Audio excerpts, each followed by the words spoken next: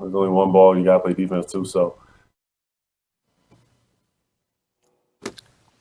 All right, that was the Sixers' Ben Simmons getting set for the big game tonight against the Nets. And look who's here, NBA champion, four-time All-Star Rasheed Wallace. Rasheed, good to see you, sir. So happy to have you with us and get into some NBA good stuff. So I want to start with what we just heard from Simmons there. How do you think KD and Kyrie should respond to those sweet comments? I think they'll respond with just play. You're talking about two veteran guys there, and they'll just respond with their play, opposing to going back with the Twitter and all the other stuff. It's going to be their play. It's good to see you, my brother. It's good to see you. Let me ask you this question. Let me ask you this question, She. When you look at this Philadelphia 76ers team, now obviously I saw Kevin Durant, Kyrie, James Harden. I'm like, they're going to the damn finals. I don't give a damn what defensive problems they had at the beginning of the season. They're going to the damn finals. Who's going to stop these boys? But I will acknowledge I've been very, very impressed with what Doc Rivers has done with the Philadelphia 76ers. How much of a threat are the 76ers to Brooklyn? And are they the number one threat in the Eastern Conference to the Brooklyn Nets as far as you're concerned? Well, you definitely got to say that because don't get me wrong. Brooklyn has a trifecta. You know, they have three great players with Kyrie, Honey Bun, and KD. So those three guys, you got to respect them. But the Sixers, I think what makes them a little bit different, and you know, I would have to give the edge to them is the fact that that team has been together for a couple of years. So you got the Philadelphia. Hold on, Max. You're giving the edge to the 76ers? Like they're the team you're picking to come out of the East? Well, all right, forget it. I'm going to go ahead and say it. Yeah, okay. Yeah. I mean, don't dance. You ain't been dancing before. Don't dance now. Okay, go ahead. Go ahead, Max. Show up with a P on the hat. Show up with a P on the hat and take the Philadelphia team. Simon Gratz in the house. Sheed, wait a minute. Philly. Hold on a second. I understand taking the Sixers in this game. Nets coming off second of back-to-back. No James Harden. But just like your 04 Pistons team, to me, was the greatest defensive team in the history of American team sports. Apologies to Ravens teams in football and Cardinals teams in baseball. I've never seen defense like that in any sport, right? By the end of this season, if these three cats are healthy, this is going to be the greatest offensive team in history, any sport. When they haven't even played together, they were doing the Western Conference, just Harden and Kyrie. You're taking the Sixers to beat a fully loaded Brooklyn team? Well, that's the thing, Max. What's the magic word in what you said? If. You know, I don't think those three guys talking about Kyrie, Harden, and KD, I don't think they played too many games together with all three of them.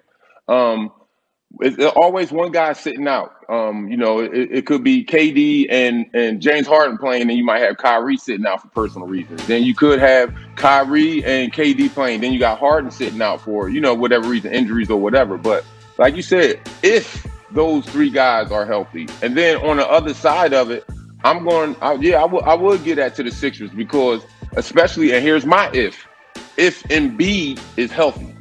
You know, if Joel Embiid is healthy, he's a monster to handle, dog, on everything. Right now, Rasheed Wallace, right now, if you had to pick the league MVP, who is it? Take your time. That's a tough one. That's a tough one. That's a tough one, Steve, because, you know, everybody hasn't played in all of the games. You know, I want to say Embiid, but you know, he hasn't played in all of the games because of, you know, health reasons or whatever. But it's tough. But right now, I would have to give it to Dame myself because he's played in the majority of all the games. We already know Dame is a monster. You know what I'm saying? So I would have to give it to him at this moment. If you ask me, Steve, at this moment. Okay.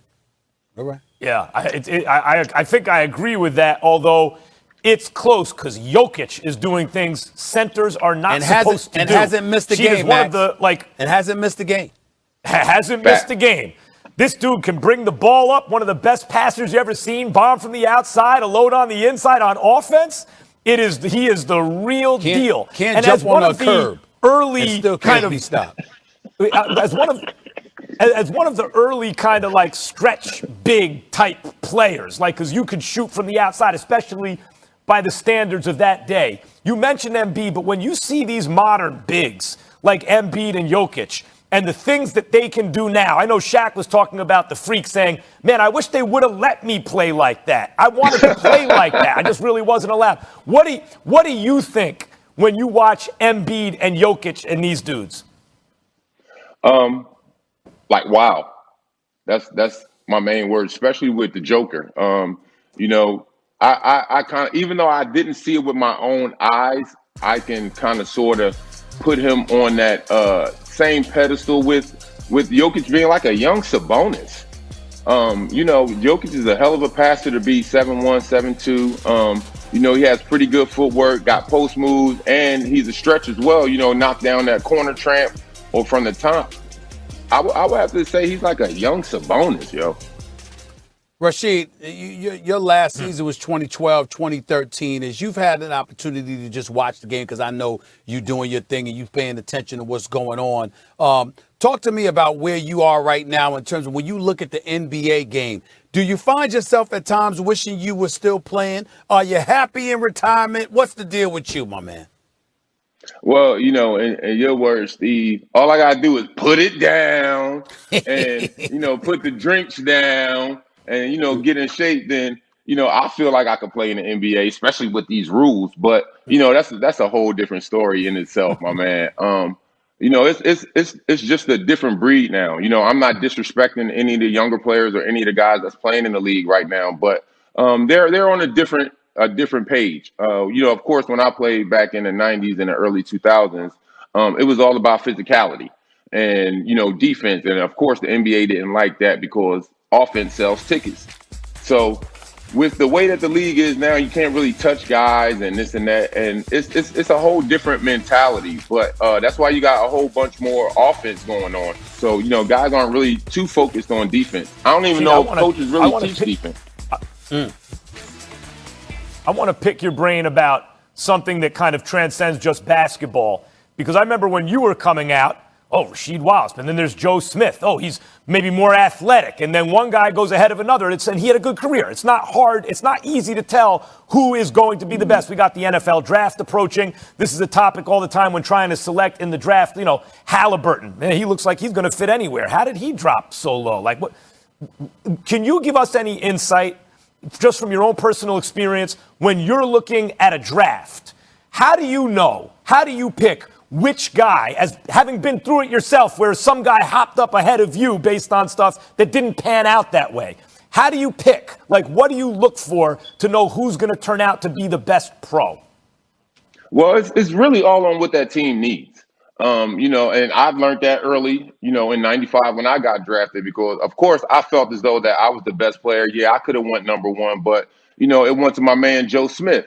So obviously Golden State wanted that more of a scoring forward or scoring big man, because Joe was killing them up in college at Maryland. I think he was averaging like 20, 22, 25, something like that. So they needed that low post scoring. So it's all on what that team needs for real, for real. It's not necessarily saying that Joe was better than me, I'm better than Joe, or I'm better than KG, or I'm better than Stack, or vice versa. It's all on what that team needs, man. I don't even know why the hell you brought up Joe Smith. As far as I'm concerned, he didn't have a post game the second he got to the NBA. He could play, but the post game, no, he was a jump shooter in the NBA, a 6'10" jump shooter. That's what the hell he was. Nice player. He was a nice player, but I'd have taken Rasheed Wallace.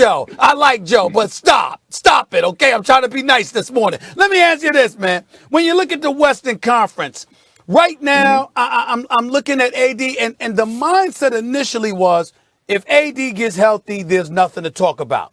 But I must confess, Clippers seem on a mission. Max just brought up the Suns. I can't ignore Utah. And a lucky Jamal Murray got hurt. We wish him nothing but the best, because if he were healthy, Denver would have been there.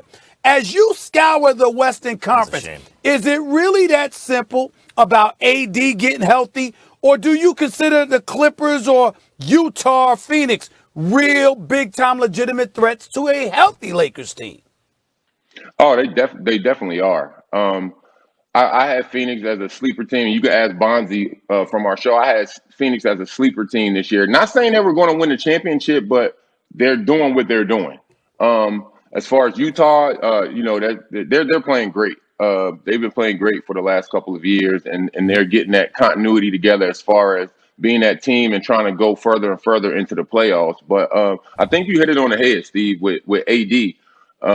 I think he's that pivotal piece for the Lakers. And, no disrespect to Bron and the other guys that are out there, but AD to me seems to be that pivotal piece for the Lakers to repeat. And of course he has to stay healthy. And it's going to be hard. I'm not saying it's going to be a cakewalk for them even when AD come back, because as you mentioned, you got Phoenix, you got Denver, you got Utah. So it's going to be, and you got Portland. So don't count them out too. Max, so it's definitely going to be a race. Max, are you listening to this man Sheed here trying to give his basketball announcer? Sheed trying to take our job. This is what Sheed be doing with Bonzi Wells. I hear it. He ain't trying to take our job. That's what he's trying to do right there with the basketball analysis. What's up? He's doing a good job too. Sheed, let me ask you something real quick before you get out of here. So you were on a team, I brought up the 04 Pistons, like once every 10 years, a team like that can grab a chip in the NBA. But almost always, it's the team with the multiple super duper stars, with the multiple MVPs. The Lakers, if they're healthy last year, or the Nets, if they're healthy this year, or teams like that. So having been on a team where it all came together, like you guys did it, the Mavericks did it around Dirk Nowitzki. So that's more like a team like Phoenix or Utah or a team like that. What do those teams need to do to be one of those once in a decade, we're going to steal this chip, even in the midst of these superstar teams? Well, it's something that's not played in the NBA right now, and that's defense. That's what we hung our hat on. That 04 Pistons team, we hung our hat on defense from day one when I got traded there. It wasn't we just going to let guys score. We just going to let guys run up and down and get 120, 130 points. Nah, that's not happening with us. It's defense is the main factor. And I think that's what set us aside from a whole lot of other championship teams.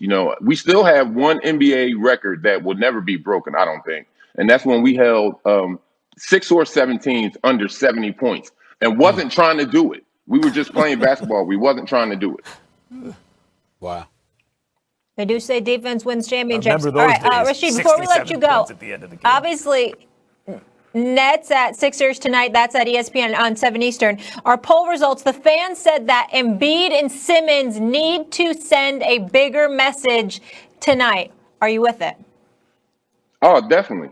Definitely. As I said, you could talk all you want. I could tell y'all I just hit the Powerball yesterday for the $300 million or whatever. I could tell it to you, but you're going to want to see it. So I got to prove it. So that's what they have to do tonight. They have to go out there and prove it. They said they talk on Twitter and all that other stuff, but now tonight they got to go out there and prove it.